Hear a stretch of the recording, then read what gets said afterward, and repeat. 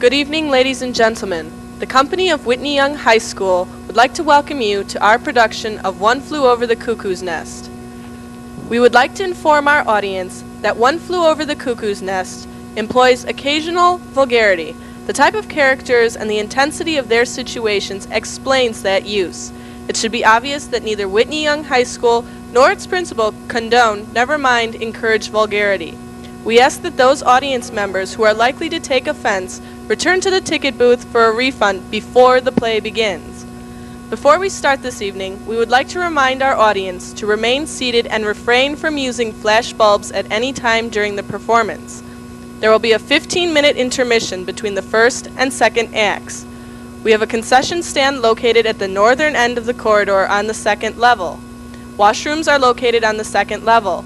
Ladies on the east side of the building, gentlemen on the west side.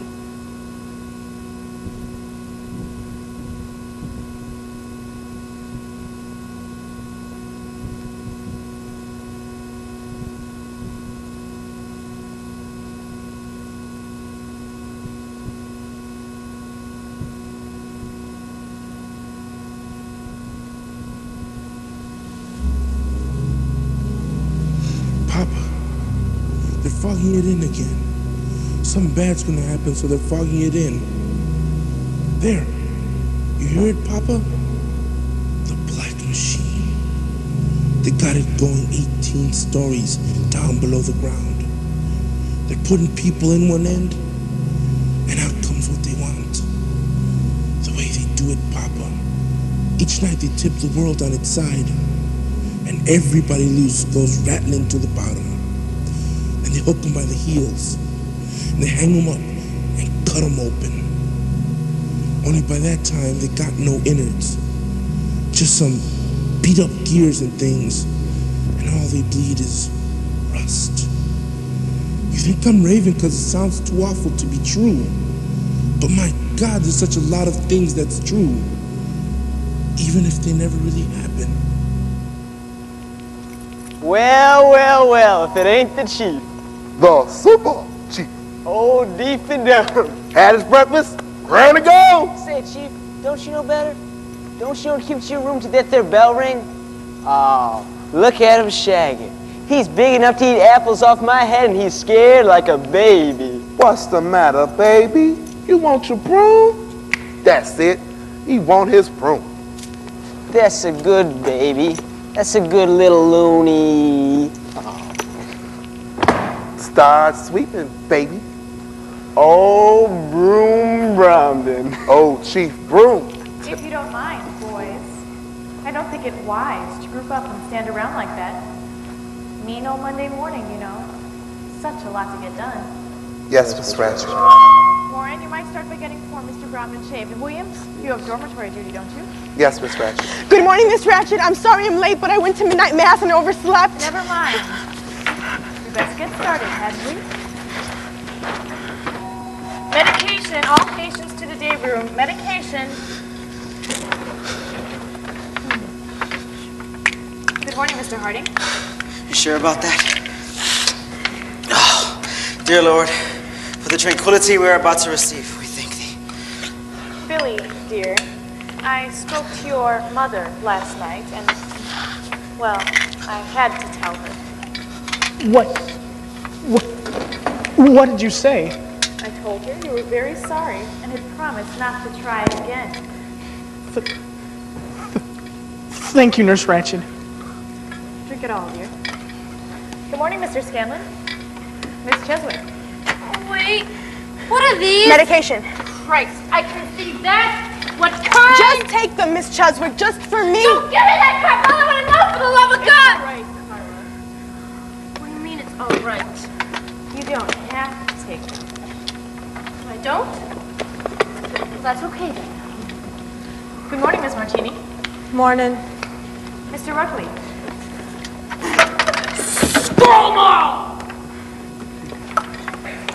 Williams, we have a new admission today. I'd like to know who's receiving. Yes, Miss Ratchet. Miss Flynn, I'll be in staff room. Behave yourselves. Behave yourselves. What choice we got? Get back here, you damn red kid. You don't like this? You don't like this? I can't say I like their looking right. You sit down. Look out there! Hey, sweet thing. You need a little help with that? I don't need any, thank you. All right. Your deal, Martini. Huh? Martini, your deal. Come on. Oh, yeah, here we go. There. That's some. Hey, cut it out! What's the matter? There's nobody there. Well, I could see her. There's only 4 of us.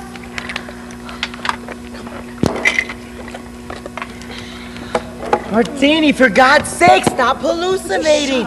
Give me the cards. Dale, come on. What's funny?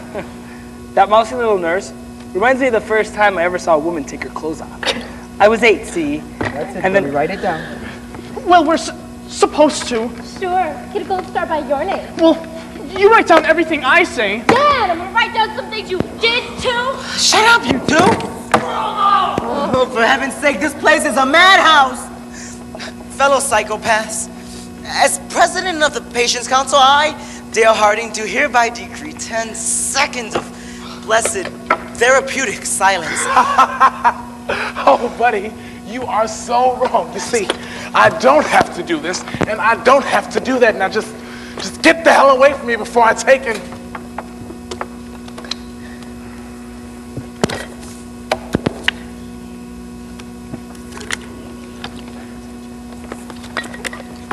Good morning, buddies.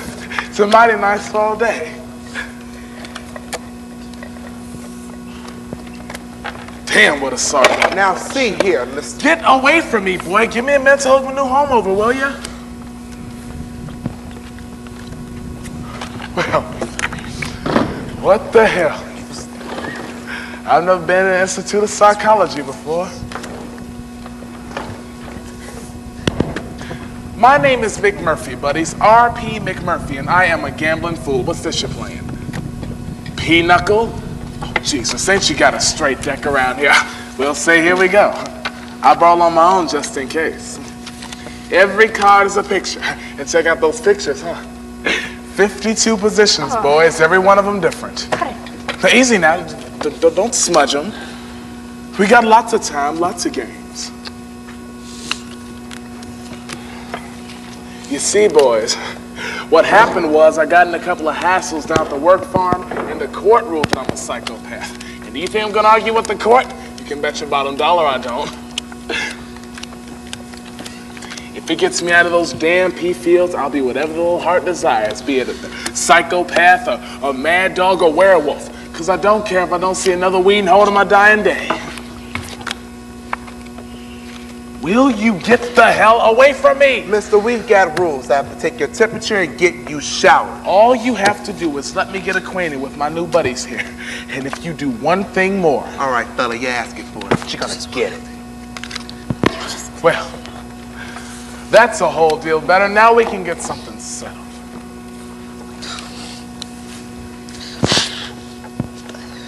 Okay, you. Which of you is the bull goose loony?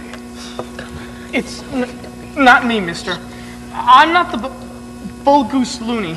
Although you could say I'm next in line for the job.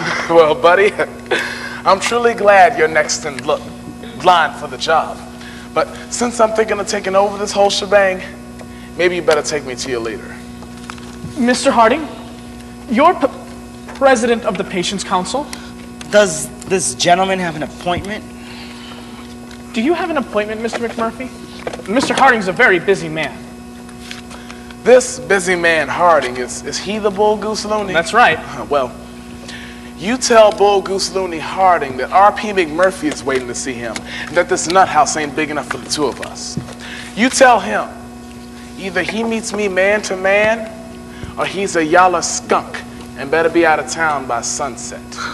Billy, you tell this young upstart McMurphy that I'll meet him in the main hall at high noon. We'll settle this affair once and for all, with libidos ablazing.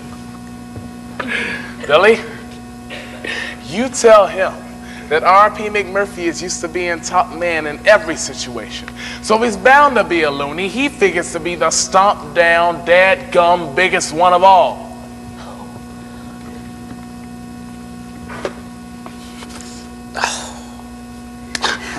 there, by God, and we ain't spilled a drop of blood. Now, who are the rest of these fellas?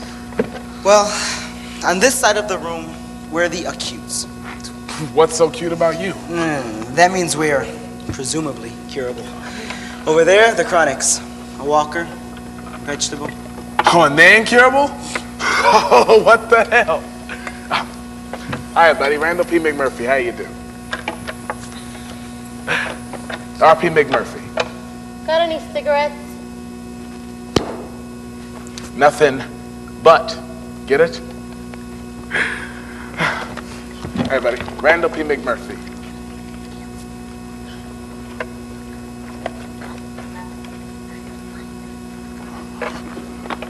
Hi, buddy. Careful! What's that you're making? A bomb to blow up the whole damn world. You got competition. Buddy, my name is R.P. McMurphy, and I just can't stand to see a grown man sloshing around in his own water. Now, why don't you go get dried up? Try pulling the nails out.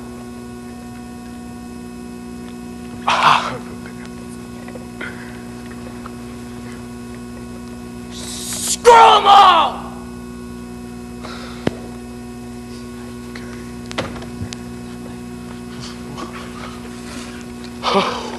Wait. What have we got here? That's Chief Bromden. What's your story, Big Chief? He can't hear you. He's deaf and dumb. What they got him strapped down for? Tell you, I don't like that. No, sir. Just ain't dignified. Say, you get your full growth, you're gonna be pretty good size. What tribe is he? I don't know. He was here when I came. According to the doctors, he's a Columbia River Indian. One of those fellows who lived up on the waterfalls. But I believe the tribe's now defunct. Was that right, Chief? Are you defunct? He can't hear a word you say. Mr. McMurphy. Oh, howdy, ma'am. I'll take that. Aid Williams tells me you're being difficult. Oh, me? I understand you refuse to take your admission shower. Well, as to that, ma'am, they shot me at the courthouse and last night at the jail. And I swear they'd have washed my ears for me on the way over if they could have found a facility. That's quite amusing, Mr. McMurphy. But you must realize our policies are designed for your cure, which means cooperation. Ma'am, I'll cooperate from hell to Thursday, but you wouldn't want me to be impolite. I mean, had to get acquainted with my new buddies. Please understand, I do appreciate the way you've taken it upon yourself to orient with the other patients, but everything in its own time. You must follow the rules. You know, ma'am, that is the exact thing somebody always tells me about the rules. Just when I'm thinking of breaking every one of them. No admission, Papa. Now they gotta fix in the controls. They got wires running to each man and units planted in our heads. There's magnets in the floor so we can't walk no way but what they want. We got stone brains, cast iron guts, and copper where they took away our nerves. We got cogwheels in our bellies and a welded grin. And every time they throw a switch, it turns us on or off. They got a network clear across the land. Factories like this for fixing up mistakes they made on the outside. The combine. Big, big, big. Oh yes, there is too such a thing. They got to me way back ago. The way they got to you. Hey, come on, buddies, you're hitting your sit. Did you say? Oh. Well, and with the king up, the boy wants a hit. What do you know? Ooh, so coming at you, too bad. A little lady for the lad, and he's over the wall and down the road, up the hill and dropped his load. Coming at you, Mr. Scanlon, and I wish some idiot in that nurse's hothouse would turn down that mother-loving music. Christ, never heard such a driving racket in all my life. Yes? would you mind switching off that damn noise? Yes, Mr. McMurphy. Yes, what? Yes, I would mind. Music is considered therapeutic. What in the hell is therapeutic about Lawrence Welk? Please don't read on the glass of these finger marks. The horse manure. Oh, Mr. McMurphy, I should mention we have a rule against gambling. We're just playing for cigarettes. Are you sure those cigarettes don't represent something else? Yeah, a hell of a lot of smoke. You know, you girls ought to laugh it up a little. Christ. Say, that was a good thing she just brought up. How about we sweeten the game? What do we use for money? Stop kidding me. I found out a few things about this place before I got sent over. Damn near half you boys pull compensation, $300-400 a month, and it don't draw nothing but dust. So I figure all you gotta do is sign little IOUs. It's all right with me. Let's say each cigarette's worth a dime. Okay. Run 'em. Here we go. Don't forget, Mr. McMurphy, no gambling for money. Is that a two-way system? No, but Miss Ratched is a human radio. Oh, is she, huh? Well, I may just have to pull her plug. All right, Professor, there you sit with the deuce showing, and there's a pack of marbles that set you back down. Now what the hell? Group meeting. Time for group meeting. What's going on? Group therapy every day this time. Mr. McMurphy, would you like to join us?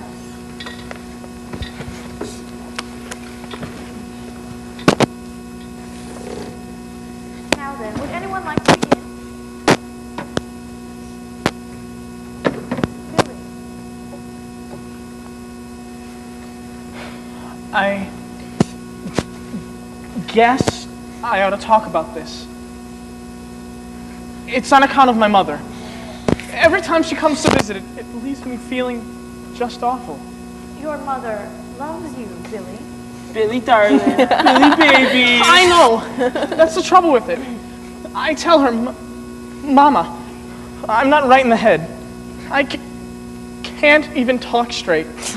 But she goes right on, and pretty soon I want to kill myself. So I try. Have you considered that out of your own guilt, you might be trying to punish her? Of course I've considered. Miss Ratched, could we please talk about somebody else today? You really ought to face it, Billy.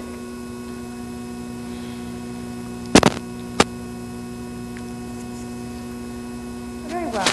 At the close of Friday's meeting, we were discussing Mr. Harding's young wife. The fact that she is extremely well endowed with bosom. Would anyone like to touch upon this further? Touch upon what? The subject. Oh! I thought you meant touch upon her. According to notes entered by various patients in the logbook. Oh, good afternoon, Doctor. Sorry. Yes, we were just discussing Mr. Harding's relations with his wife.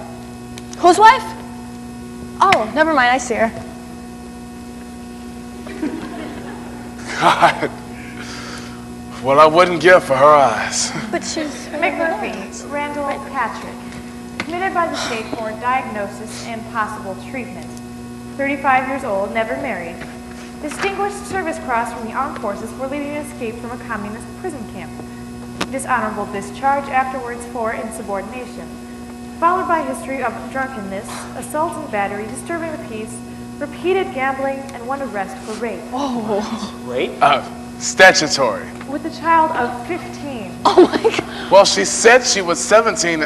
She was plenty willing. Oh, For doctor's examination of the child. Doc, she was so willing I took to padlocking my fly. Our new admission, Doctor.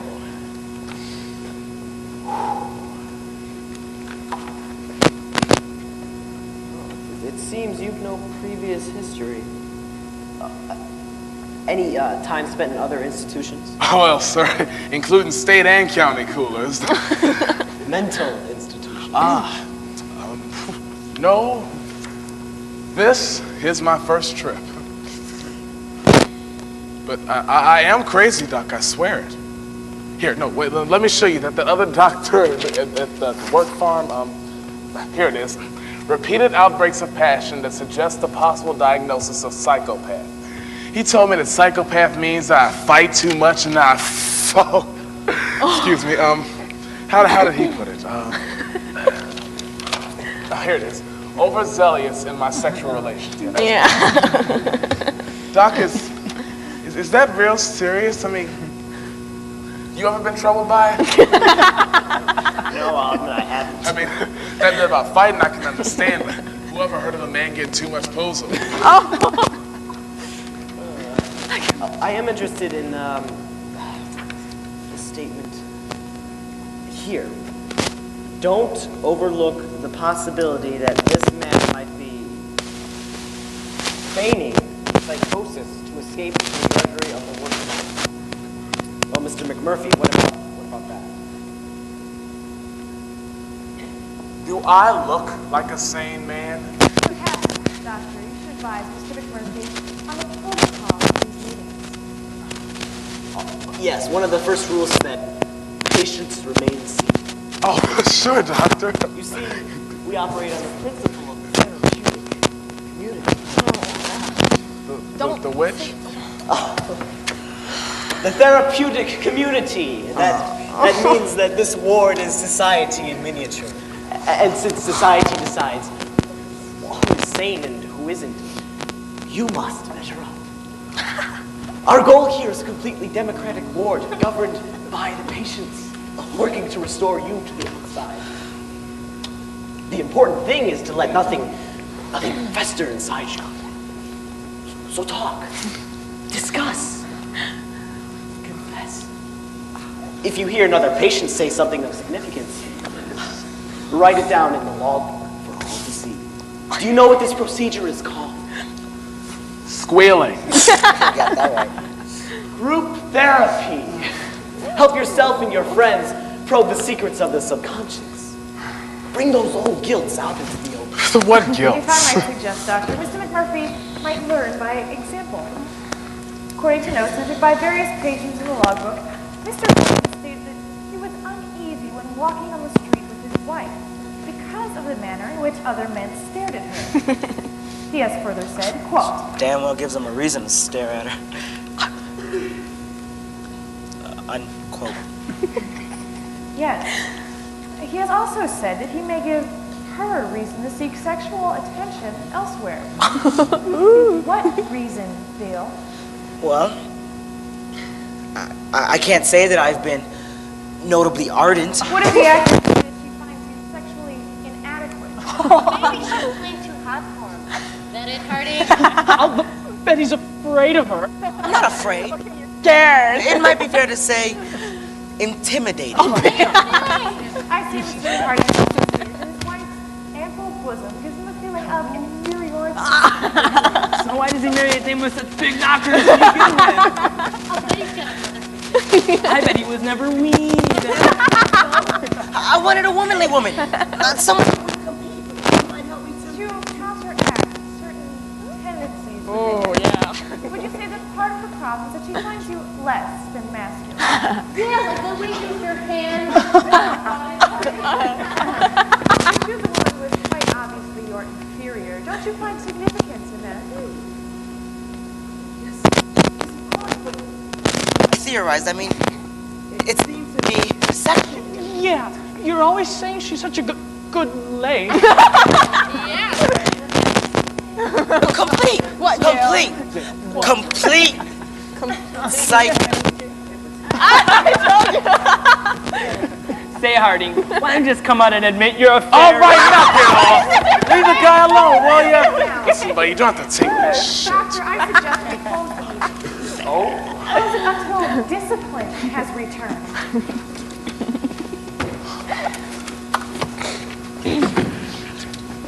Say, is this how these meetings usually go? A bunch of chickens at a pecking party? Pecking party? I don't have the slightest notion what the hell you're talking about. Okay, I'll just explain it. See, the flock gets sight of a speck of blood on some chicken, and they all go to pecking at it, see?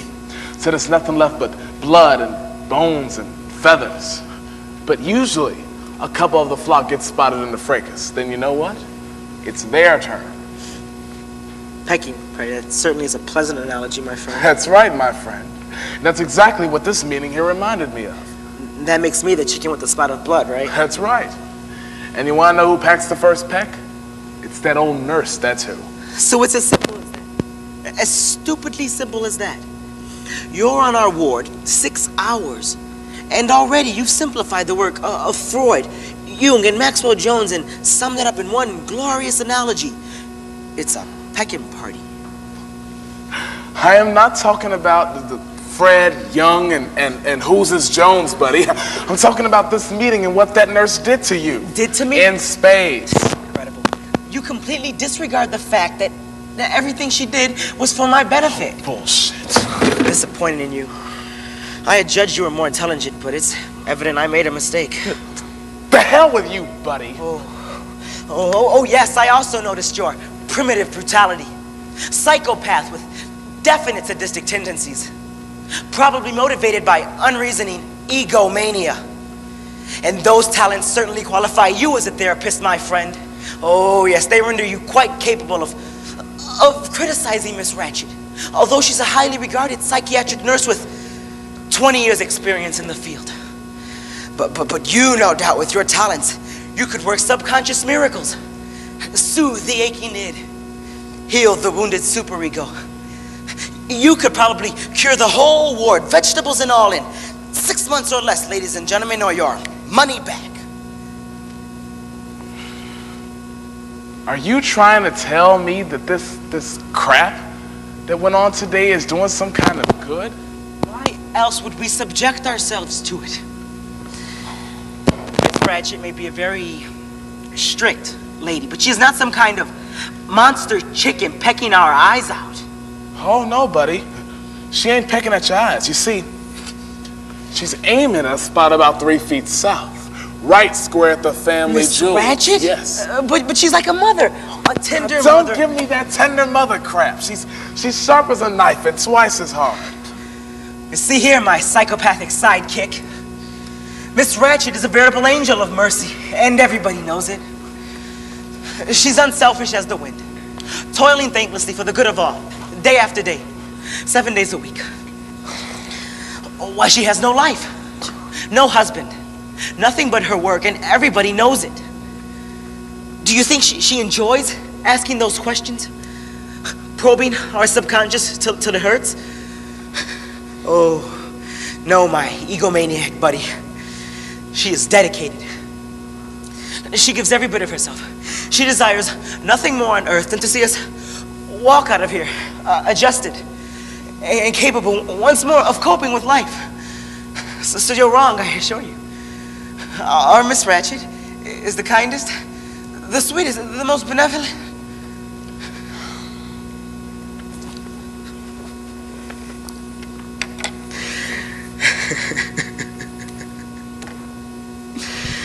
Oh, bitch. Bitch. You're right. About all of it. Okay. Then why don't you all do something? Why? Because the world belongs to the strong, my friend. Look, the rabbit recognizes the strength of the wolf. So he digs holes and hides when the wolf is about. He doesn't challenge the wolf to combat. Mr. McMurphy, my friend, I am not a chicken. I am a rabbit. All of us here, rabbits. Hippity-hopping through our little Walt Disney World. Billy, hop around for Mr. McMurphy here. Cheswick, show him how furry you are. Bashful. And that's sweet. Shut your mouth. All right, friend. What would you have us do? You could raise Jack. You could tell her to go to hell. Try it, buddy. They'll ship you right on up to Disturb. Or down to the sock shop. The which? Electroshock therapy. A device which combines the best features of the sleeping pill, the electric chair, and the torture rack. Are you kidding me? Hell no. They strap you to a table. And then you're touched on each side of the head with wires, and then zap. Punishment and therapy in one shocking package. Chief Broom there said 200 treatments. Well, what about that little fart of a doctor? Oh, she requires his approval, of course, but that's a formality. He's got 200 patients, a bleeding ulcer, and no desire to make waves. The nurses run these loony bins. What's the matter? Losing your revolutionary spirit? Well, what about that Democratic ward stuff? Why don't you all take a vote? What do we vote? That the big nurse can't ask us any more questions? Can't look at us in a certain way. Can't send us down to the shock shop? Tell us, friend, what shall we vote? Hell, anything! Don't you see that you guys have to do something to show you still have some guts? I mean, you say the chief here is scared, but look at you guys. I never saw a scared-looking bunch in my life. I'm not.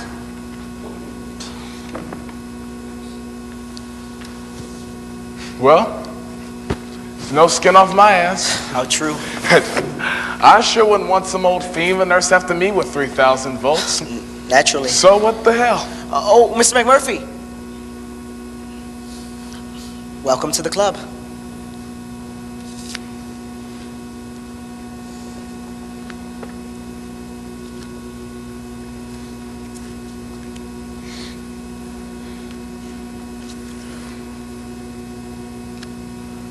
You say that she can't do nothing unless she gets your goat? That's right. Unless she makes you crack up some way, like busting her in the nose or cussing her out?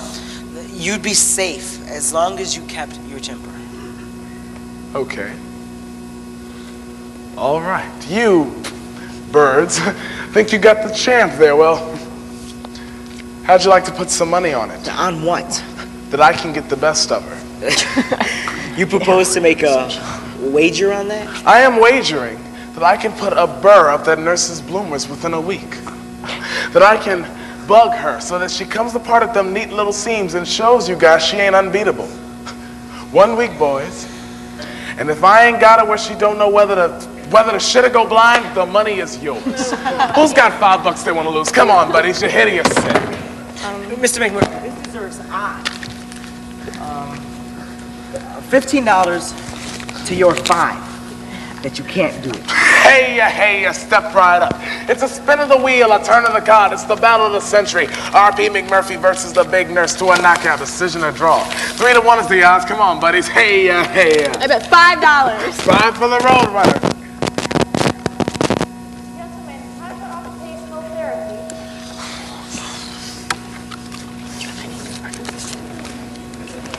Mr. McMurphy, what was that activity? We were just playing a little game. You're sure it's not some form of gambling? Good heavens, no, ma'am. Gambling hell. This is a sure thing.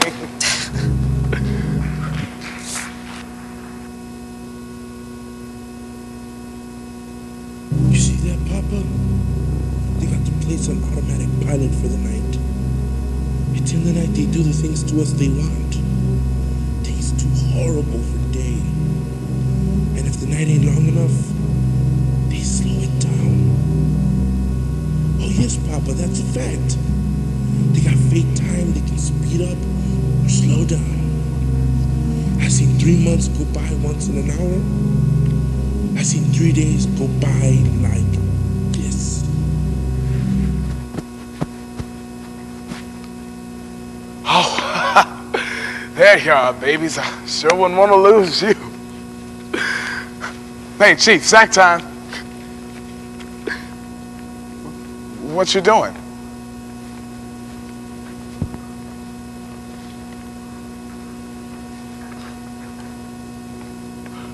Christ, there's about 10,000 pieces of gum. Is that where you stash it, Chief? Wait a minute. We can do better than that. Juicy fruit, okay? There you are, Engine. Put a nice fresh taste in your mouth. Go on.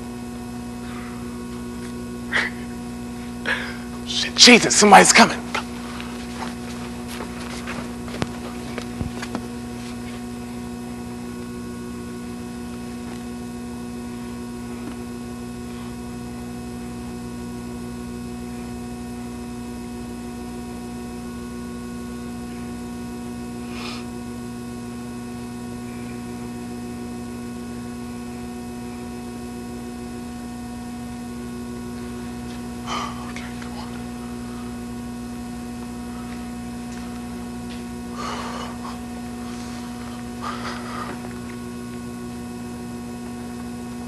You know, Chief, when I hollered, you sure did jump.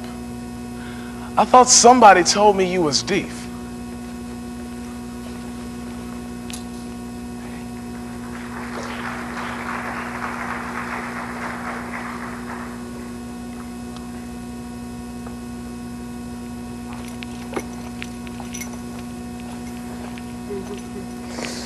Oh, damn, Williams. Look at all these finger marks and smooches.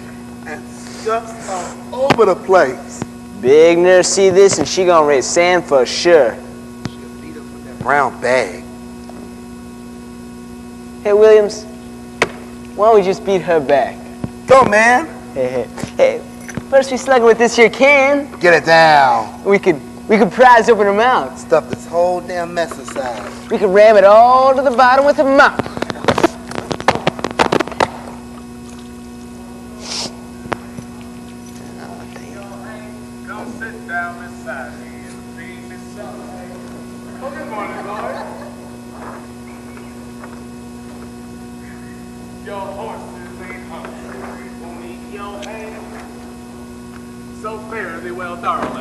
On my way. Oh, buddy, what's the chance of me getting some toothpaste for my grinders?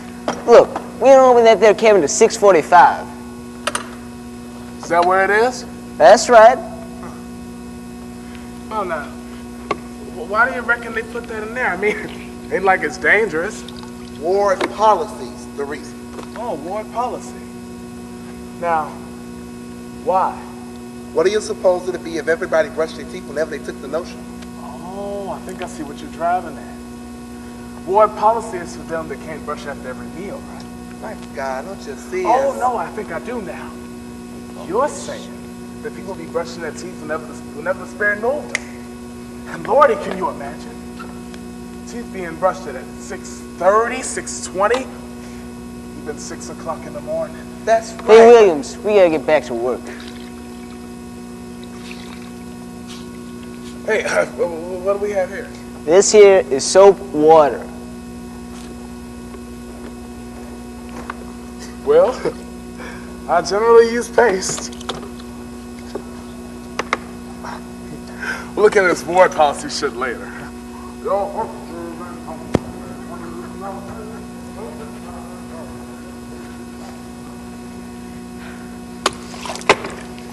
Hey, you! What do you think you're doing? Gawking around like a big useless mule. Get to work! Get to work! Oh, yo.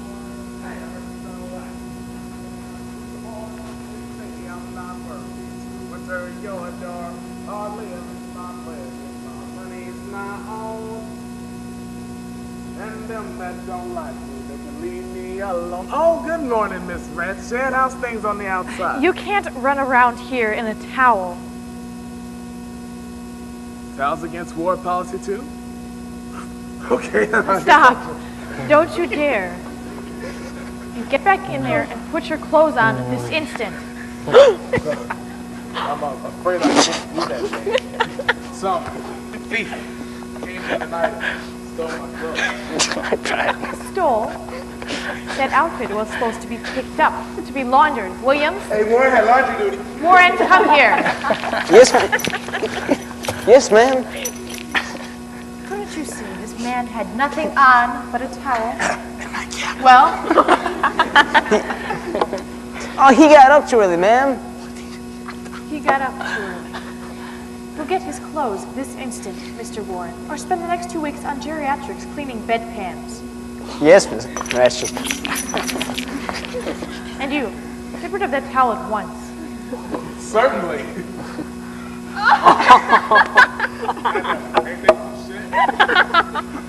got him as a present from a co-ed Lord God sent you. Set on some kind of Very well, Mr. McMurphy. You finished showing off your manly physique. I suggest you better go get dressed. Let's be alive. She took me into a parlor. Haven't you anything better to do than stand around and gape? I want this room spotless. Hadn't you better get dressed?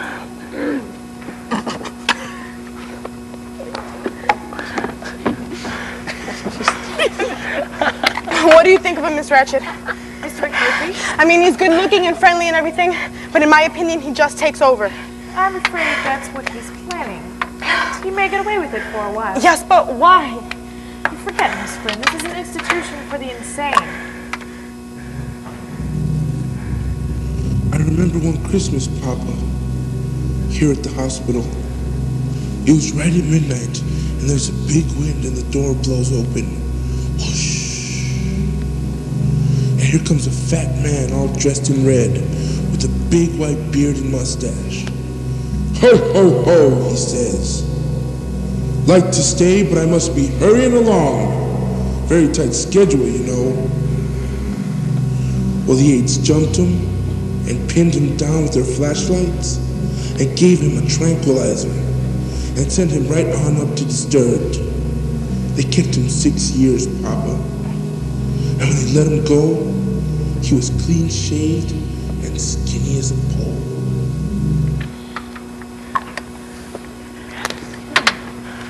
Now, patience. Before we begin today's meeting, I thought we might have a little discussion. Informal, you know, on the subject of patient McMurphy. So where is McMurphy? I suggested this would be a good time for his interview with Dr. Spivey. We're not going to make any decisions, you know, but I just don't think he should be allowed to go on upsetting other patients. I ain't upset. Neither am I. You may not realize you are. However... All right, Doc, what do you say? Oh, it's a charming notion. A real swingaroo. Doctor, we have a meeting in progress. Sorry, go right ahead. Yes, we were just considering the matter of morale. Why, that's exactly what we were talking about. And I suggested, or was it you? The hell no, it was your idea. I suggested, well, what if we were to have a carnival? Here on the ward. Wouldn't it be fun? There could be games, booths, decorations. What do you think, patients? Yes, and not without therapeutic value. Oh yeah. Hell yeah. Lots of therapeutics in a carnival. Healing could do is human embalming. And I can make a ring class in occupational therapy. Yeah, I mean, myself, I'd be glad to run a skilo wheel. Hey, step right up and try your luck. A bonanza for a dime, a prize on every spin of the wheel. Oh, fine. And I could sell things, right? I'm rather good at palm readings. Fine. Well, Miss Ratchet, what do you think? A carnival here on the ward. I agree. It might have therapeutic possibilities, but it must be discussed in staff before a decision can be reached. Wasn't that your intention, Doctor? Yes, of course. I just thought, feeling out some of the patients, but a staff meeting, certainly. Also, I recommend that Mr. McMurphy's request for a visitor, as he puts it, a chick named Candy Starr, be denied until he becomes more familiar with the rules of this ward. Well, Mr. McMurphy showed me his request in my office, and I figured, I mean, since he has been here a week already, I signed it.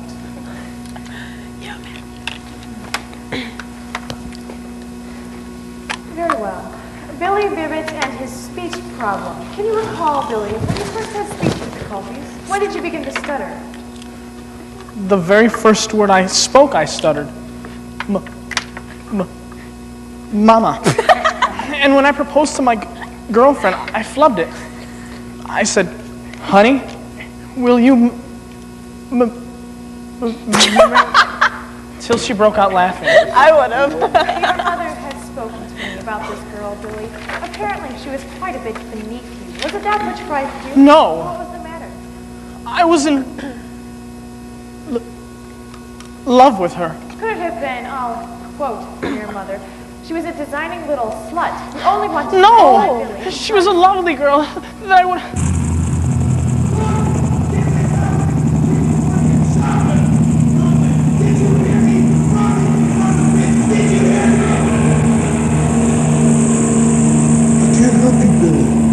None of us can. As soon as a man goes to help somebody, he leaves himself wide open. That's what McMurphy can't understand. Us, wanting to be safe. That's why nobody complains about the fog. As bad as it is, you can slip back into it and feel safe. I got something to take up. If you'd like to speak, you must first be recognized. You mean you don't know me? I know you, but I don't recognize you. Oh, well, say, you have one hell of a problem. Would you like to discuss it? Doctor, I believe we should discuss Mr. McMurphy. In what respect? I have observed a definite deterioration of discipline since he arrived. It would seem to me perhaps another form of therapy. Oh, what do you have in mind? Hook me up to a little battery charger? For your own good, Randall. In a pig's gizzard. I must say, nurse, I agree with patient McMurphy. I find him quite lucid, quite in touch. Despite his past record, he has exhibited no tendencies toward violence. So I must conclude that electroshock therapy is not indicated. I see. If there's nothing further... Doc, I got a little matter. Doctor, I think you should point out that the purpose of these meetings is therapy, and that these petty grievances... Petty? You call the World Series petty? The World Series? Sure, Doc. It starts this Friday, the big games. And, well, you got this rule about looking at TV only at night. Let's change it to afternoon. For therapeutic reasons. Therapeutic is all Or hell. you're hoping, perhaps, to make bets on the game. How about it, guys? Don't you want to watch the series with Cheswick? Why not? Scanlon? I don't know, Merrick. Mr. Scanlon, as I recall, you refused to eat for 3 days until we allowed you to turn on the set at 6 instead of 6:30. A guy needs to see the news, don't he? God, they could have bombed us clear to hell and it'd be a week before he found out. Can't have both, huh? No, you definitely cannot. Well, I guess they won't bomb us this week. Attaboy. Come on, let's take a vote. All those in favor, raise your hands. What is this crap? I thought you guys could vote on stuff like this. Ain't that right, Doc? Okay, who wants to watch those games? What's the matter with you guys? 3, Mr. McMurphy. Just 3. Not sufficient to change ward policy. Now if that's settled, may we terminate the meeting? Oh, yeah. Let's terminate the lousy meeting.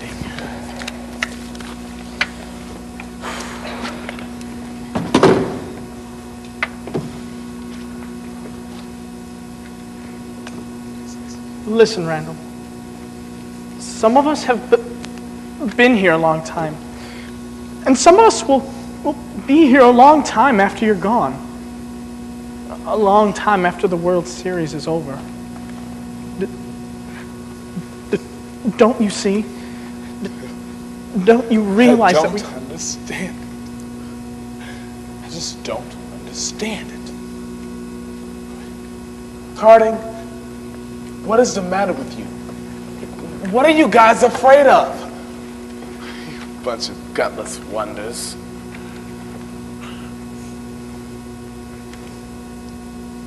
You know what I ought to do? I ought to just leave you to her. Yeah, that's what I ought to do. I ought to just bust on out of here and nail the door shut behind me. Yeah, you're talking so tough. Just how would you escape? 40 ways. Name one. Oh, you think I'm kidding, huh? Oh, okay. There. This thing Billy Sidnall. I could throw it out that mesh window. I don't recall anything about psychopaths being able to move mountains. Are you telling me I can't lift this dinky thing? That dinky thing weighs half a ton. And it contains all the electrical equipment for the station. Hell yeah. Try it, Mac. You'll short circuit the controls and blow this whole damn hospital into orbit. Who's willing to lay $5? God, this is more foolhardy than your bet against big No, nerds. come on, you peckerheads. Because nobody's gonna tell me I can't do a damn thing until I try. Here. All your IOUs from blackjack. I'll put up the whole thing. Double or nothing. You're on. Come on. Come on. Stand back, boys. Scaling. Get the women and children someplace safe.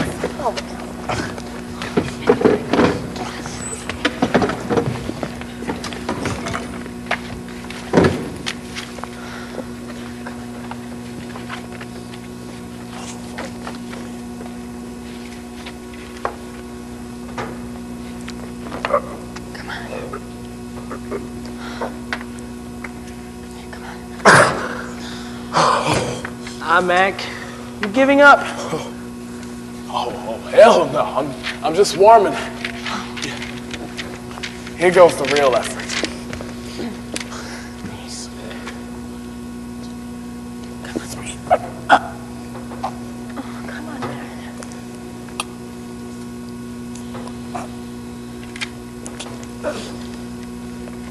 Mac, no man could lift that thing.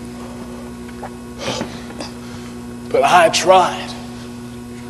Damn it, I tried.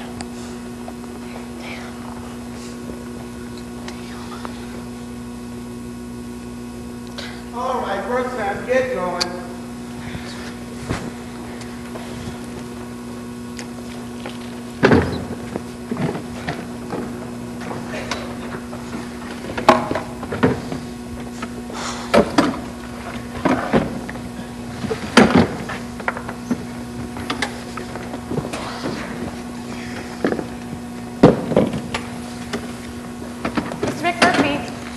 Would you come out here, please?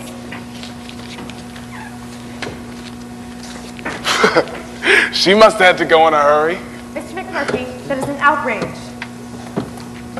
No, ma'am. That was a latrine.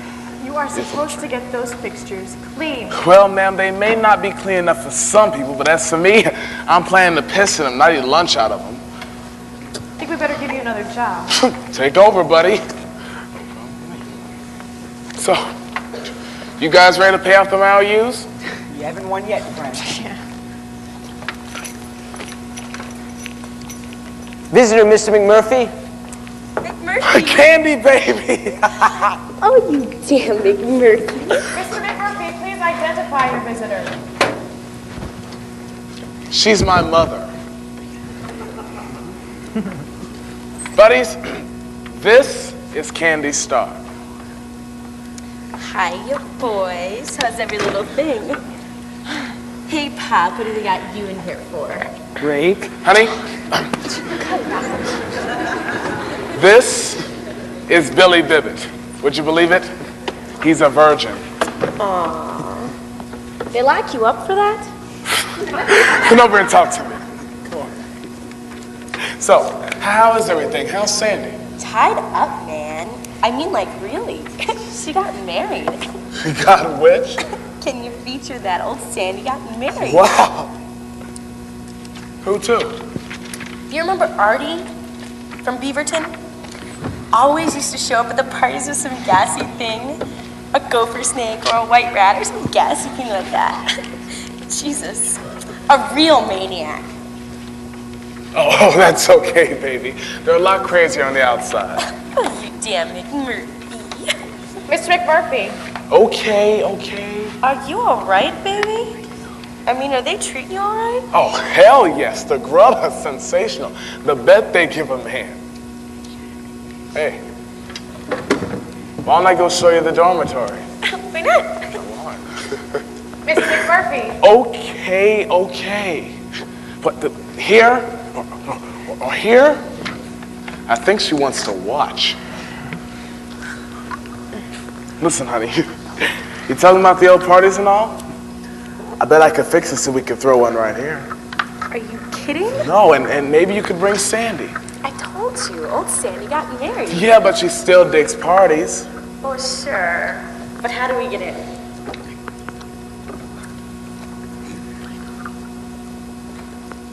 With an absolute gasp. Mr. McMurphy, I'm afraid I'll have to ask your visitor to leave. Hey, I just got here. That's okay. Just say so long to the fellas. Damn it. Later, boys. Nice kid. Comes from a good family. Yeah. What she does. Are you really going to do it? Why not? A party here? That's the caper. With candy? Ah, cute trick, huh? How'd you like to bump bellies with that? Boy. For pure audacity, that proposition wins the analyst house. I plan to fling the greatest brawl that ever got flung in a loony bin. Oh boy, we're gonna have a party. We? What? Who the hell said we? Hey, now wait a minute. We're not invited? Nope. But why not? Because I'm fed up with you jerks, that's why. You're running scared from a female woman. Oh, and you know what else? You know what's going on this very minute? The World Series, and you gutless one that's kept me from seeing it. Well, Mac, we tried. Oh, sure, you and Scanlon. Well, the rest of you is too damn scared to raise your hands. Look, Mac, I'm sorry, all right? But if the matter weren't already closed. Anything in the rules say you can't vote again? No, I don't recall that there is. Well then. Haven't you gentlemen work to do? Sure, but right now we have an emergency meeting of the Patients Council. Called by whom? Dale Harding, president. For what purpose? For the purpose of taking a revote on changing TV time to afternoon. I see. Okay, guys? One moment, please. Do any of you feel, perhaps, that Mr. McMurphy is imposing his personal desires on you? I've been thinking you might be happier if you were moved to another ward. You can't send him to disturb just for bringing up a boat. That's right. You're certain one more vote will satisfy you. I just want to see once and for all which of these guys has any guts and which hasn't. Very well. All in favor of changing television time to afternoon, please raise your hands.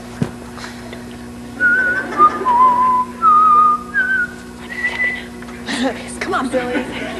Got her up! One moment. The rules call for your unanimous vote. Unanimous? Oh. You mean you want the chief to vote? All of the patients present on the ward. So that's how you work this democratic bull of all the crummy things I ever You heard. seem upset, Mr. McMurphy. I'll have to write that down. Hold on. Hold on one lousy minute. Chief? This is the moment, okay? We're men or we're monkeys. We make or we break. Get your hand up right now. Don't be ridiculous. The poor man can't even hear you. Chief, get that hand up and vote.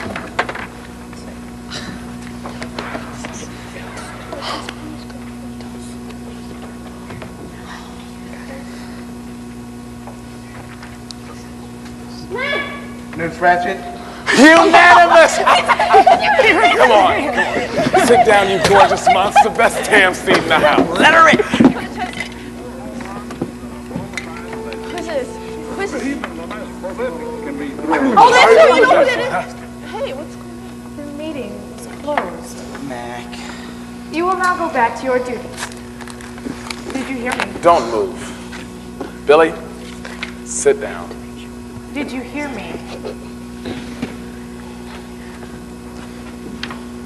Oh boy, look at that. It's a hit right down the middle. Run, you mother-loving turkey, run! Run! Go! Two bases, here comes the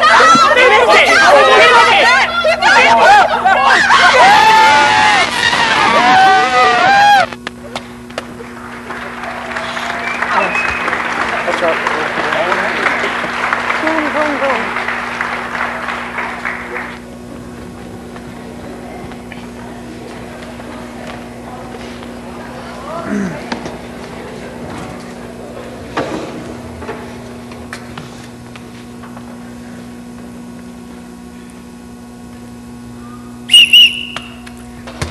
Come on. Billy. Oh, snap the ball. Open, Skellen. Use your elbows, will ya? Shoot. Oh, come on, drive, you puny mothers, drive. Shoot, Skellen. Yeah! Keep going, keep going. Ruckley, how many times do I have to tell you stand still? It ain't right for the basket to be chasing the ball. Come on, Archie. Come on. Archie. Come on. Hey, Jill!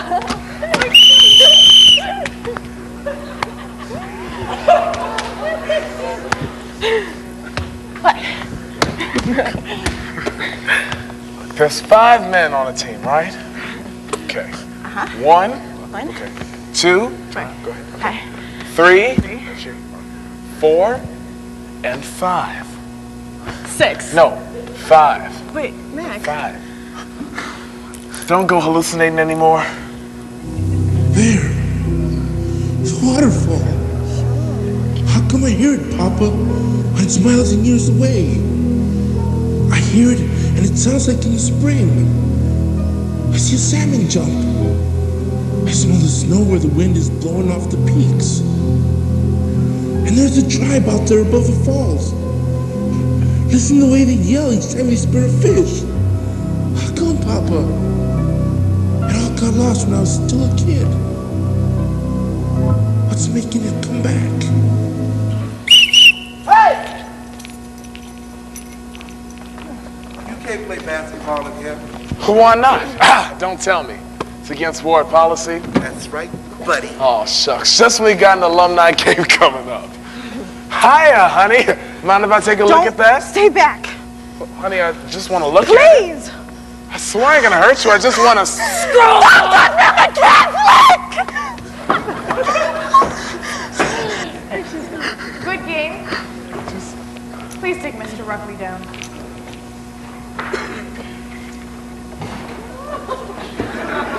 We do have our difficulties, don't we? But they'll be worked out. After all, we have weeks, months, even years. You've got her on the ropes, Mac. She's groggy, Mac. All you need is a knockout punch. I wouldn't believe Wait, it. just shut up, will you? What you mean by that? What, Mac? That years bit. Well, I guess maybe it's because you're committed. Oh, well, sure I'm committed, but my son's only got 5 months to run, so...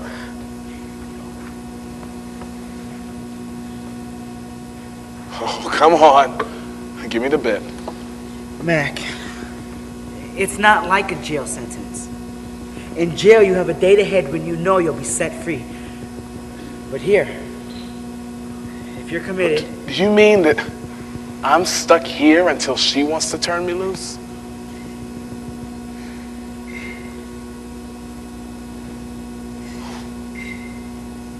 Well, I guess I got as much to lose hassling that old buzzard as you do.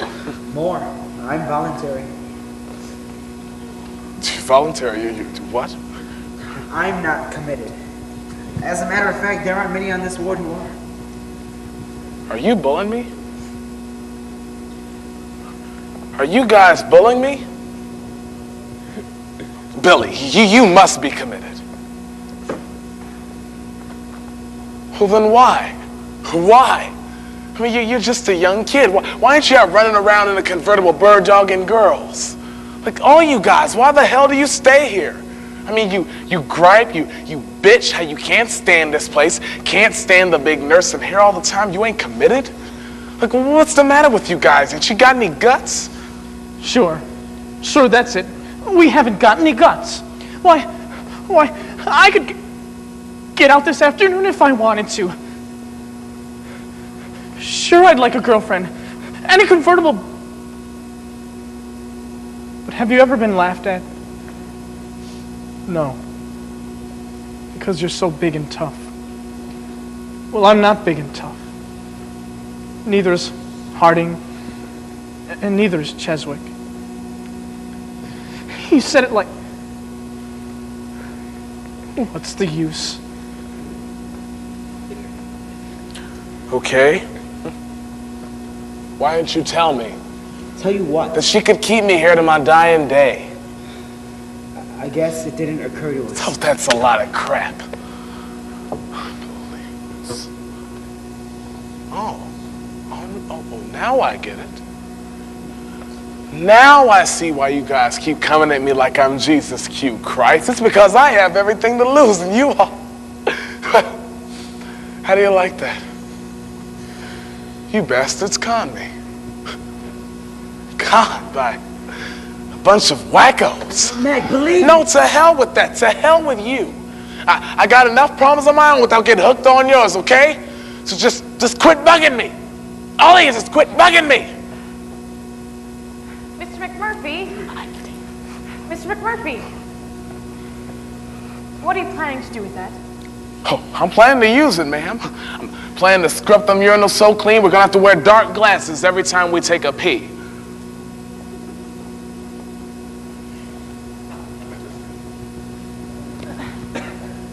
Mr. Harding.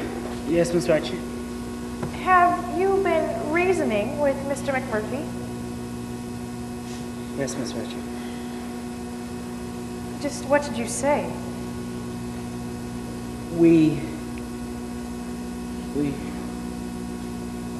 explained the therapeutic community.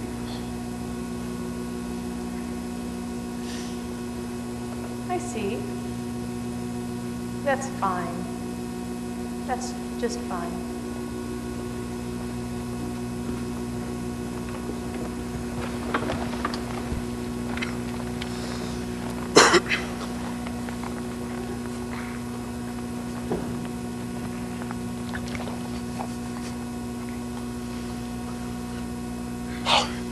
Chief, you all right? I saw you get up and figured maybe you'd come down here to scrape off a piece of that 1,000-year-old gum.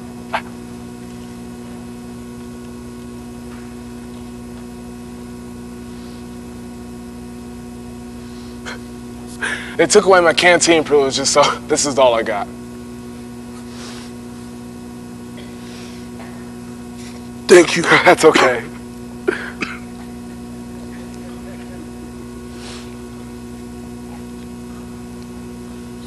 Try that again. You're a little rusty.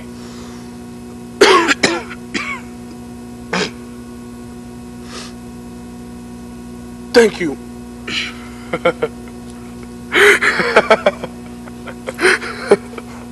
Oh, excuse me, Chief, but what I was laughing at, I just figured out what you've been doing all these years. You've been biding your time so you could tell them off. No, I'd be too afraid. Oh, how's that? I'm not big enough.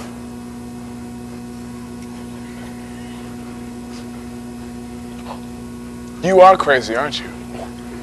I mean, I've been on a few reservations in my life, but you are the biggest damn engine I've ever seen. My papa was bigger. Yeah? He was a full chief. His name was T.R. Militona, the pine that stands tallest on the mountain. But my mother got twice his size. Boy, you must have had a real moose of an old lady. She wasn't big that way. She wasn't Indian either. She was a townswoman, and her name was Bromden. Oh, I think I see what you're driving at. Well, when a town woman marries an Indian, that's marrying beneath her, ain't it? And your papa had to take her name.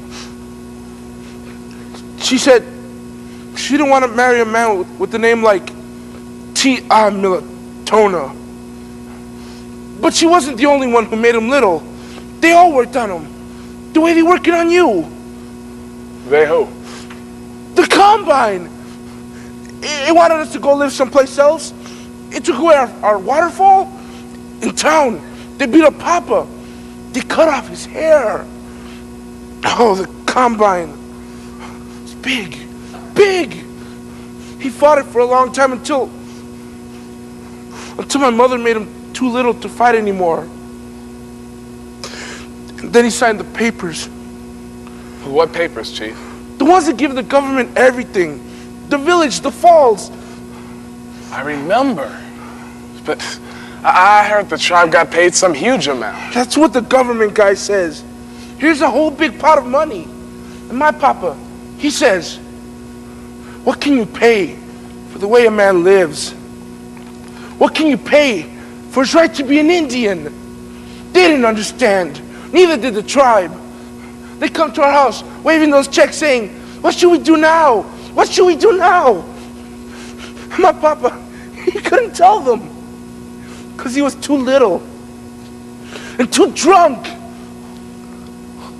What happened next? He kept drinking until he died. They found him in an alley and they threw dirt in his eyes. The Combine whipped him. It beats everybody. Well, now, wait a minute. Yes, it does. Well, they don't bust you out right. They work on you ways you can't even see. They get a hold of you, they install things. Take it easy, buddy. And if you fight back, they lock you up and they make you stop and... Oh my God, I've been talking crazy. Well, yeah. It doesn't make any sense. I didn't say it didn't make sense. Shh. Look. Canada honkers flying south.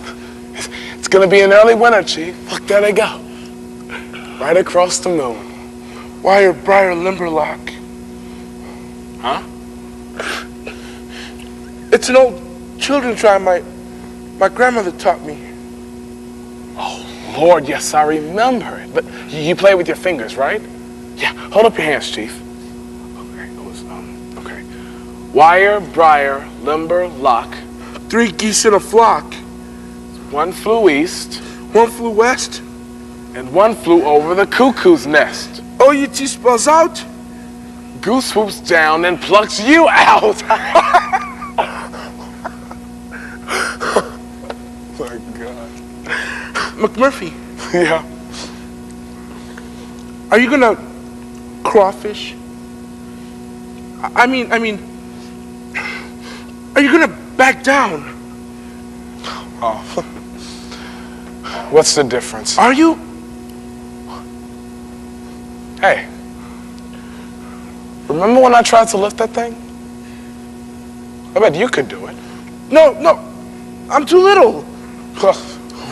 Why don't you give it a try? I'm not big enough. Well, when you're ready, let me make book on it.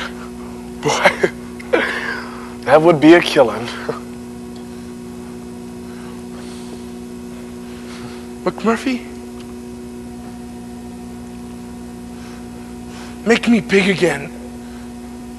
Why, hell, Chief. Looks to me like you growed half a foot already. How can I be big if you ain't? How can anybody?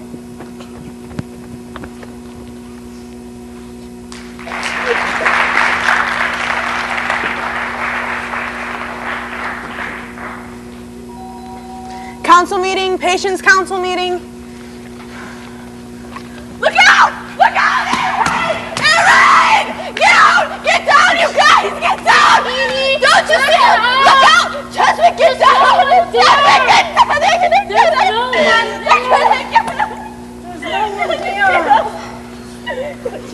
There's no one there.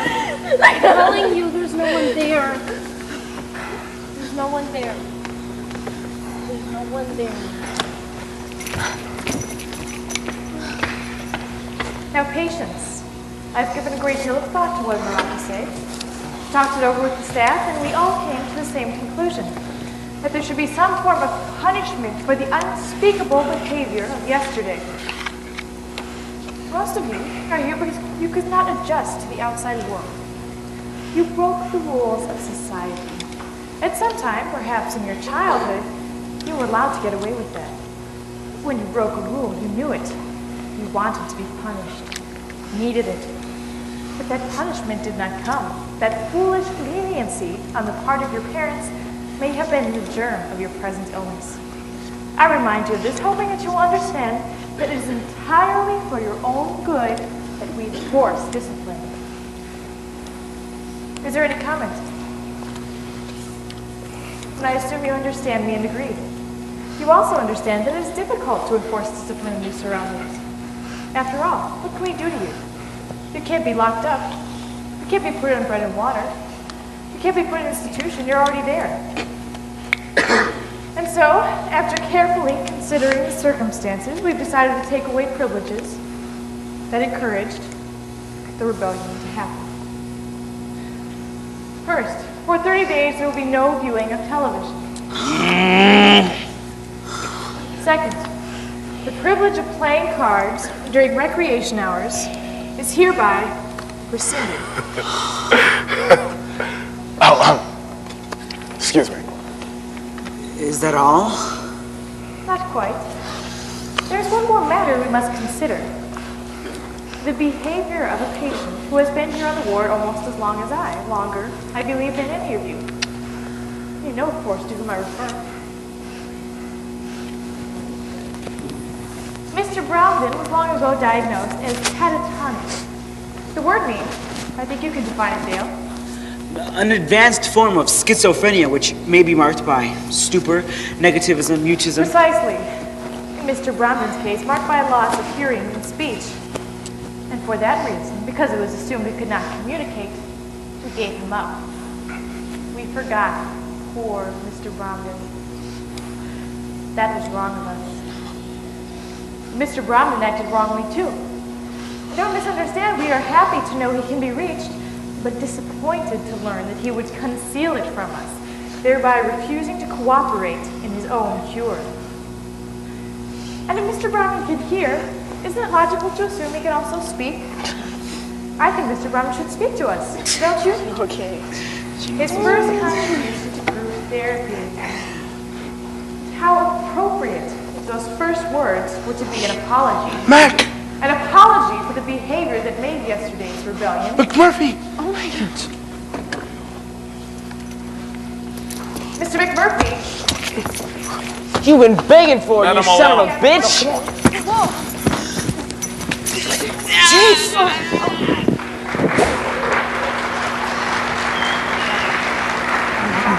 Watch out.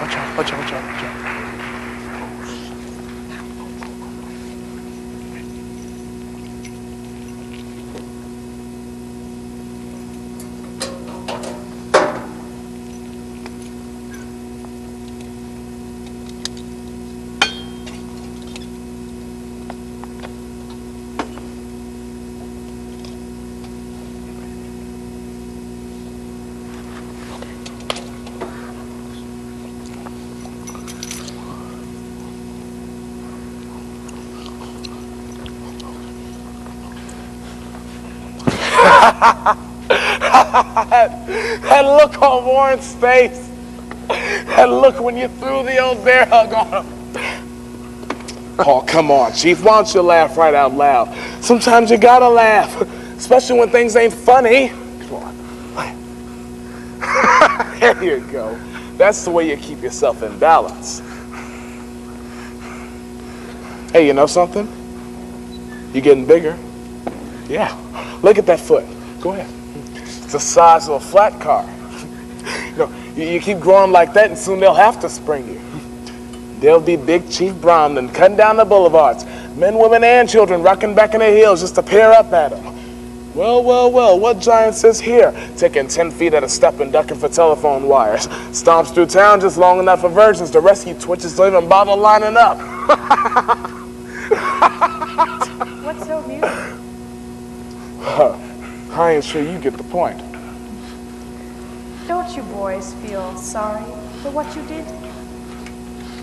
Well, I don't guess so, ma'am. So, whatever you're gonna do, get on with it. We had a meeting, Randall. The staff decided it might be beneficial for you to receive shock therapy, but we won't, provided you are prepared to admit your mistakes. You got a paper I can sign? A paper? Yeah, then you can add some other things, like how I'm part of a plot to overthrow the government. Yeah, and how I think life in your ward is the sweetest damn thing this side of Hawaii. I don't believe that. Oh, and then, after I sign, you can bring me a blanket and a pack of Red Cross cigarettes. Those commies could learn a few things from you, lady. Randall, we are trying to help you. Oh, do I get my pants slit? You gonna shave my head? Mac, no. Oh, don't worry, Chief. Look, I'll go first, okay? If they can't hurt me, they can't hurt you.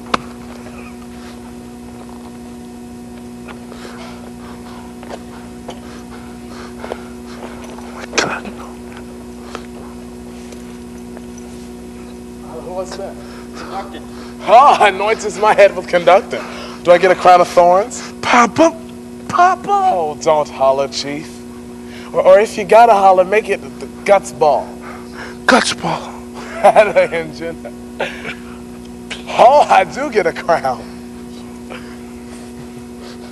Guts ball. Guts ball. Wild with cream all jolly. Guts ball. Guts ball. Guts ball.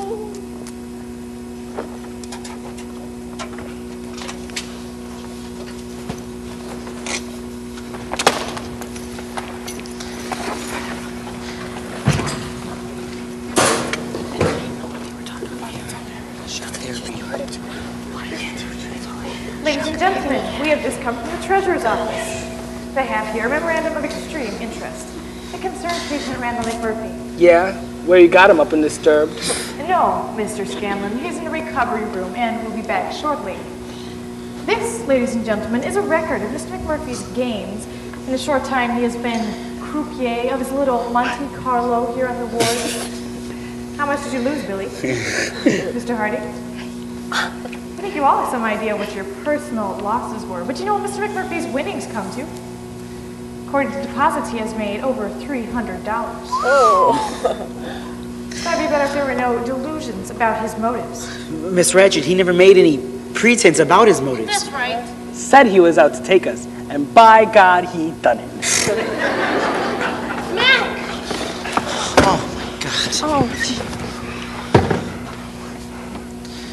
You did it. Oh, thank you. Stand back, you peck ahead. Here comes the champ. Old McMurphy, the 10,001 psychopath. Howdy, buddies. Howdy, Doc. Miss Rat shit. And here, ladies and gentlemen, right before your eyes, the wild man who dotes on high voltage and eats 3/8 of breakfast each and every morning. We're in the middle of a meeting. Oh, to continue. What we tearing up today? Since you found it so enjoyable, perhaps a few more treats. Oh, please, ma'am. Look at the good these few measly volts have done me. I bet if we doubled the charge, I could pick up channel 8. Yes, Mr. Rich? I would like to withdraw that suggestion as to further shock. I think it might be wise to consider surgical procedure. Ma'am? An operation. Quite simple, really. We've had an excellent record in aggressive cases. Aggressive? Why? I'm as sweet as a pup. There's no cost to do any cutting. Well, there's no cutting involved. We simply... Besides, it wouldn't do no good to lop them off. I got another pair at home, big as baseballs. Doctor, I would like to return to the subject. What subject? The subject of surgical procedure. Not involving warranted patient except in cases of extreme violence. He has exhibited violence.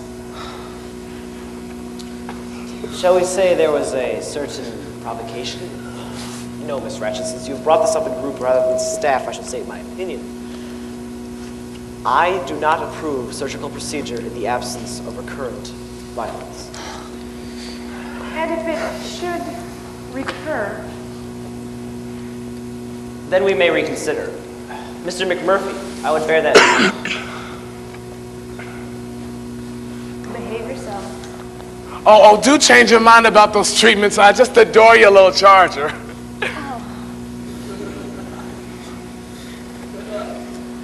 What's she mean by that? Guess she means a lobotomy. Oh, what's that?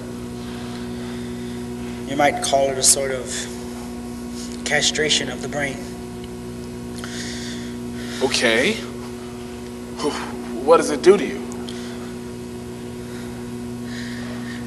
They say he used to be a real rough character.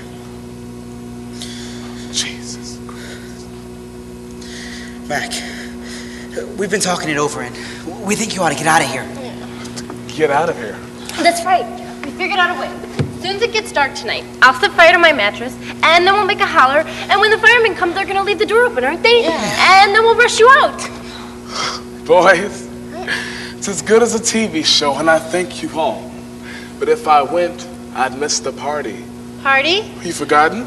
Holy cow! You wouldn't want me to miss Billy cashing in his virginity, would you? But Mac! Relax, them windows will be open tonight, won't they?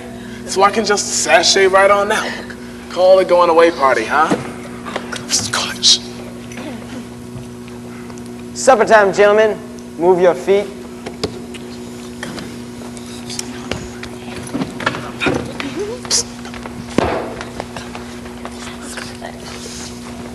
You taking your vitamins, Billy? I'm warning you, that candy girl. Oh, man. Don't go bashful on me. I'm betting you $5 you burn that woman down. That's right. That's what I'm gonna do. I'm gonna burn her down. Say, you got any bread? How much? About $50. What for? Well, Candy's laying out for liquor, and then there's old Turkle to take care of, and then we... What the hell are you looking down your nose like that? Something Miss Ratched said about you. What'd she say? Something about how you're always winning things. How you're always coming out on top. Winning? Oh, boy.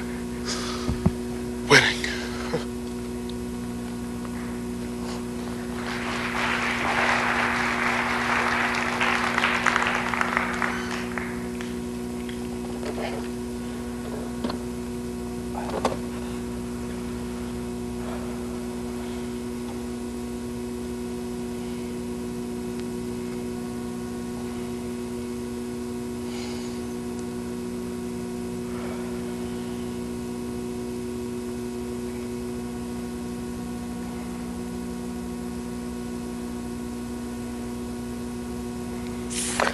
Oh, God, I thought you was a snake.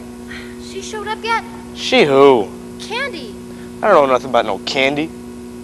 Max said he made a deal with you. I don't know nothing about no deal either. Don't go away. I ain't going nowhere.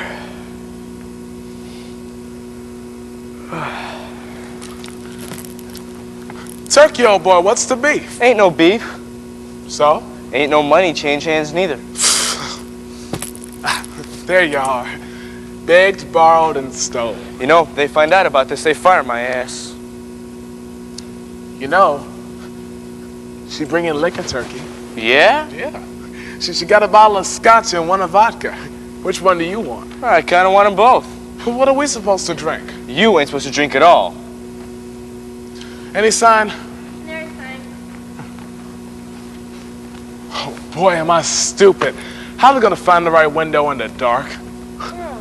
Turn on the lights. Hey, no, that's dangerous. Miss Ratched, she see the Come door on, lit up? Turkey, she's asleep. That old shitpoke never sleeps. Hey, Mac, where's the party? It's in there. Oh, boy. Give me the window key. I just put the keys off and... Give me. That better be some good liquor. Don't worry, it will be. Whew. She walks in beauty. Well, let her in. Let this man start at her. Murphy, wait. Oh, don't you Mama Murphy me, Billy boy. It's too late to back out now. Oh, you damn McMurphy. Hey, what the hell? That's okay. Don't worry about it. Where's the other one? We got the rest right here. We? Oh, Lordy, I forgot Sandy's out there. Sandy, baby. I didn't know you were. What'd you do with your husband? That creep. She up and left him. Ain't that a gasser? Listen, there's just so many funsies you can take, like worms in your cold cream and frogs down your brow. Jeez, what a creep. Hello, Billy. Hello. Never mind. You okay, baby? Somebody pinched my ass. Oh, I gotta find us something to drink. Cheswick, give me something to mix it in.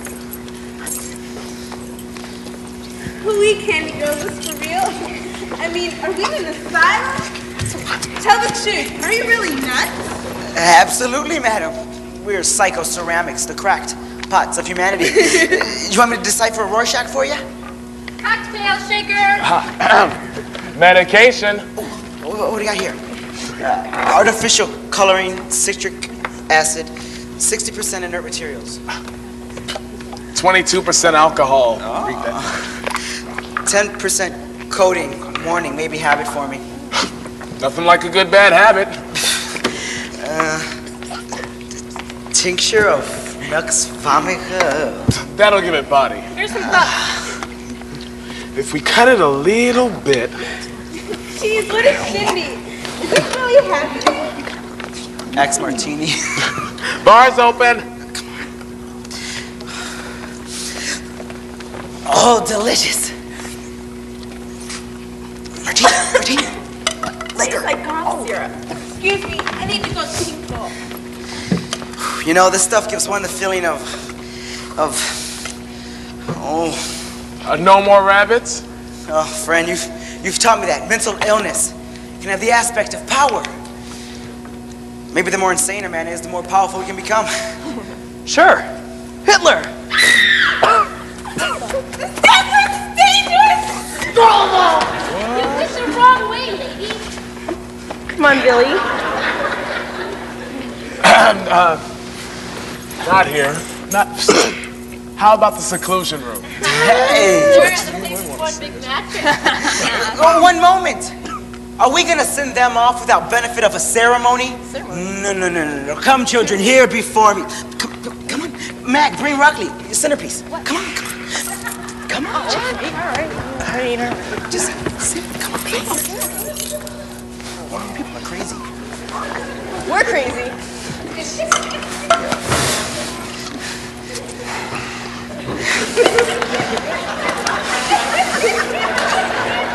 Dearly beloved, we are gathered here in the sight of Freud to celebrate the end of innocence and cheer on its demise. Who stands sponsor for the Benedict? R.P. McMurphy. And for the bride? Me! Very well then. Do you, Candy Star, take this man to love and cherish for such brief time as rules and regulations may allow? I do. And do you, Billy Bibbit, take this woman to have and hold till the night shift ends and our revels end? He does. Most merciful God, we ask that you accept these two into your kingdom with your well-known compassion. And keep the door open for the rest of us. For this may be our final fling. We are all doomed henceforth to the terrible burden of sanity. As comes the dawn, we shall most assuredly be lined up against the wall and fired upon with bullets of Milltown, Librium, Thorazine. Go, my children, sin while you may, for tomorrow we shall be tranquilized. Mr. Ruckley, you did a fine job. No, that's fine. Sandy, baby, what's wrong? So damn beautiful. Oh, Mac, we sure are gonna miss you. So why don't you all come along? Oh, I'll be going soon, but I've got to do it my own way. See, sign the papers, call the wife, and say, pick me up at a certain time. You understand, I'm sure. Yeah, but What is it with you guys? You mean what drives us here in the first place? I don't know. A lot of theories. But I do know it drives people like you. Strong people crazy. Okay. What? People like us. Bull. Oh, yes, my friend. Hey, what's happening to the party? Come on, drink up, you mother-loving loonies. This is Big Mac tending bar here. And what he pours, let no man. Whoa! Chief. Was that you? I think so. But what you doing, declaring war? My tribe never declared war. Oh, it's one sorry-ass tribe. Maybe that was our mistake. Maybe we should have.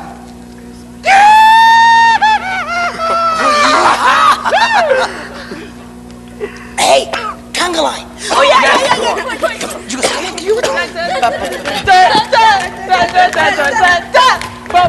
Hey, come on, we got room for one more. Stop, quiet, everyone, shut up. What? What's that? Did I see? I asked her to stay. Oh my God. She went to get help. We gotta get you out of here, Mac. Okay, as soon as I say goodbye to my buddies. In a hurry. I don't know about you, but I'm gonna haul ass. Sandy. Bye, Mac. Come back. Go. Hurry up. You gonna be okay? 'Cause if I find out they're treating you wrong, I'll come busting back into this place, I swear. Come on, Mac. Okay, all right. Stand still. Everyone. Just remain right where you are. Warren, room check. Williams, get this place in order. So we've had a party. Thrown, no doubt, by Mr. McMurphy. I wonder, was there some sort of profit in it? Oh, now I get it. You're trying to bug me till I blow my top. Well, you know what? Shove it, sister, because I'm hip and I am leaving. Oh, no. Where were they? Oh, they were in the seclusion room, on the floor. William Thibbett. Oh, Billy. I'm so ashamed. I'm not. That's it, Billy. You be silent. Oh, Billy. A woman like this? Like what? A cheap, low, painted. She's not. She's good and sweet. That's it, Billy. Tell her. Look at her. You leave her alone. Don't trip. Billy, have you thought about how your mother is going to take this? She's always been so proud of your decency. You know what this is going to do to her.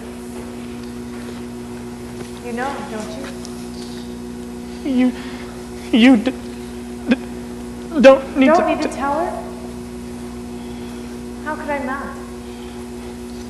Please, Miss Ratchet. You don't need to. Billy, dear, I have to tell her. I have to tell her that you were found on the floor of the seclusion room with this prostitute, that you and she... I didn't do it! I mean, she made me do it. I can't believe she pulled you in there forcibly.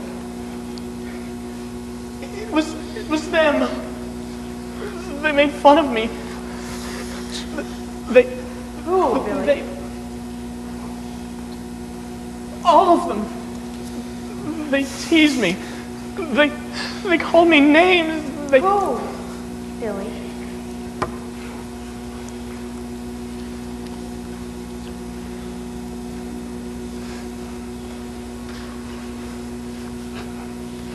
McMurphy. It was McMurphy. Oh, Billy. It's all right. I want you to go into the doctor's office. Wait for him there. You'll be needing attention. Nurse Ratchet, you're not going to tell my mother, are you? It's going to be all right, Billy.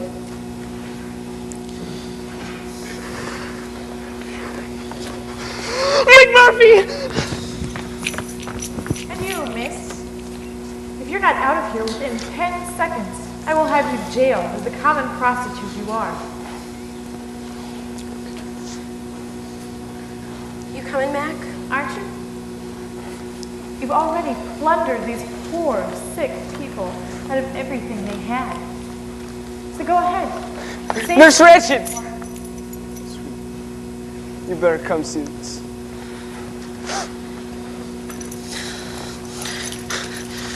Nobody's blaming you, Mac.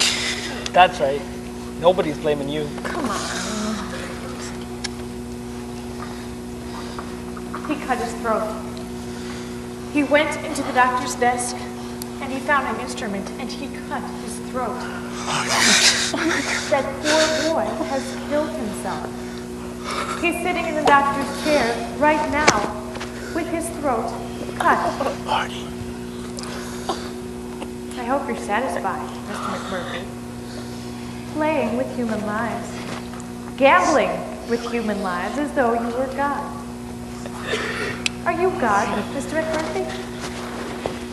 Somehow, I don't think you are God.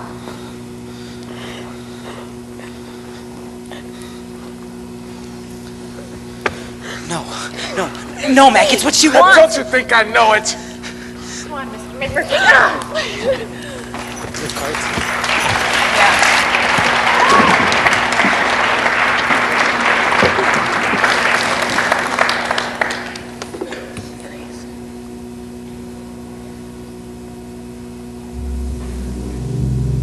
Papa, they got to me again.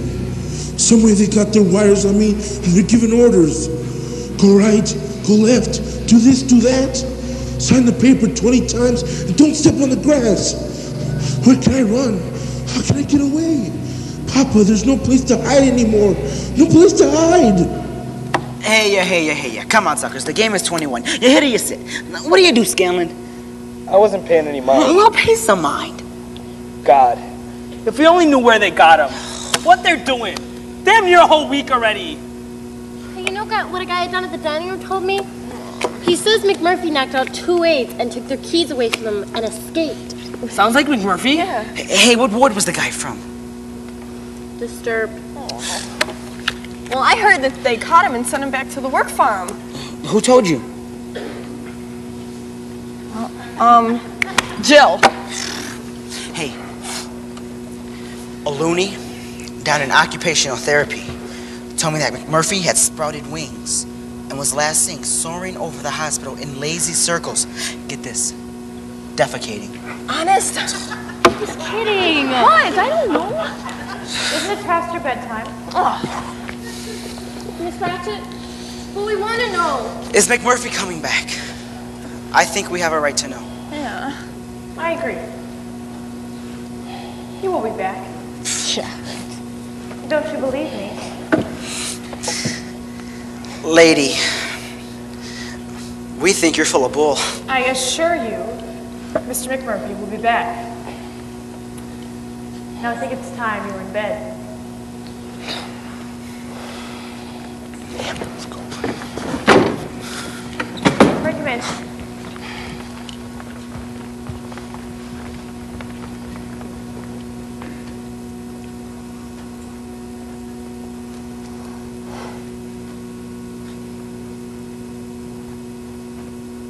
That's fine, boys.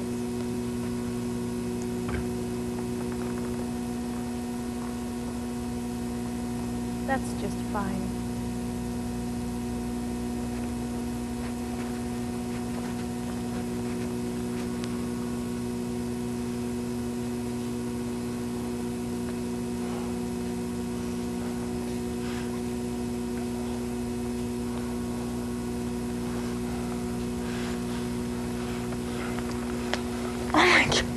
What's it say?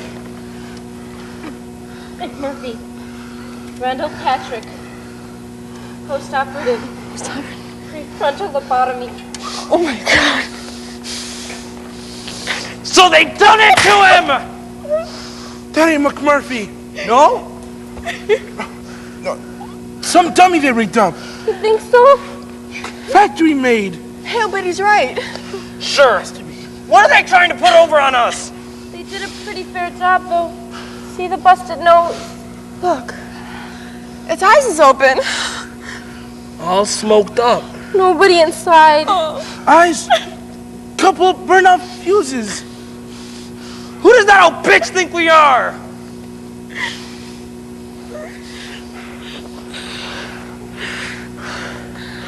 What are you doing, Chief? You think McMurphy would want this thing sitting in the sitting room 20, 30 years with his name on it? I wish McMurphy would come back.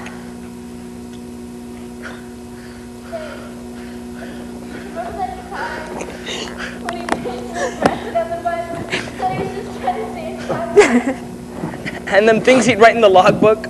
Madam, do you wear a B cup, a C cup, or any old cup at all?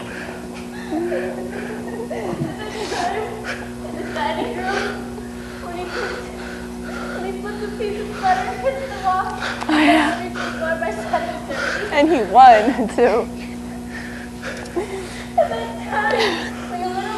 The one that wears a cross.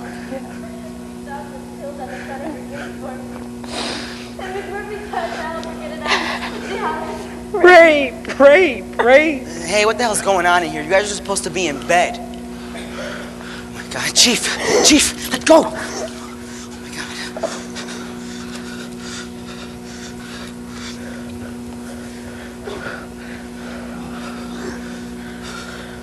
Oh my God.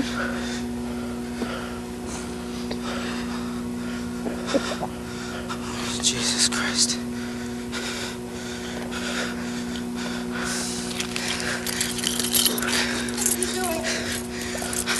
I've still got the key.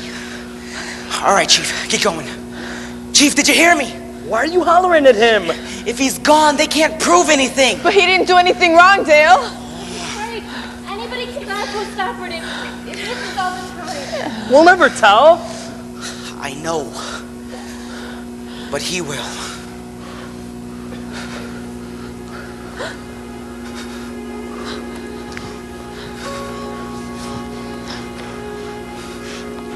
What should I do? Beat it. Out there? Flag a ride on the highway. Head north, up into Canada. That's right, Chief. They never go after A1. And we'll say he was alive. After you busted out. I can't do it. I'm not big enough. Chief, you're as big as you're gonna get. No. McMurphy says. Chief, what are you doing? Oh my God. Oh, Christ, they're gonna come down with an army. I done it, Harding. I'm full size again. Yes, you did good. You did real good. Come on, get going. Hey, you're gonna make it out there. Yeah. I've been away a long time.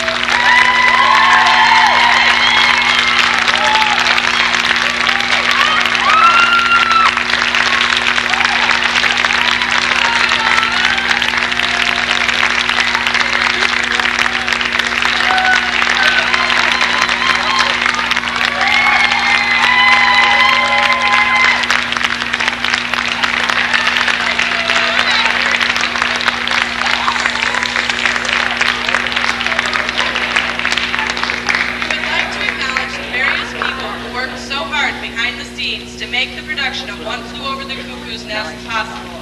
Our director, Mr. David Canepa.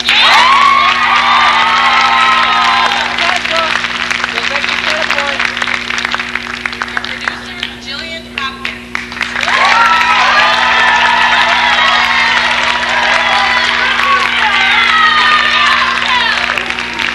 Our technical director, Chris Milburner.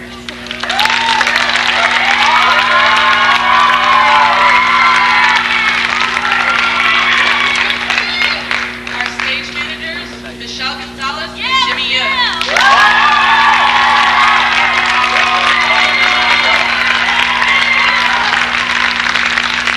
House manager, Sarah Rozicki.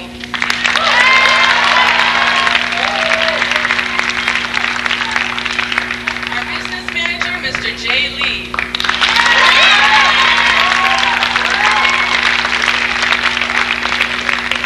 Set construction and stage crew headed by Sarah Levin.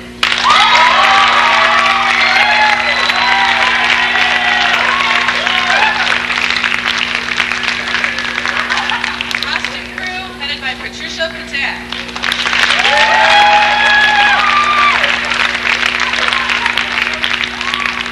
Sound crew headed by Keith Mosier.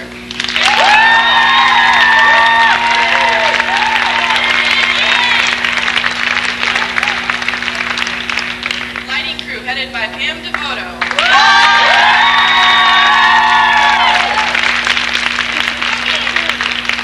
Properties, concessions, publicity, and program by Gwen Kaiser.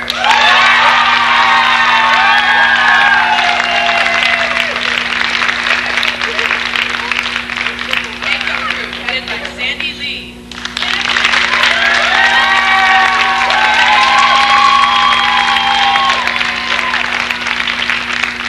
Ushers headed by Pedro Barrera.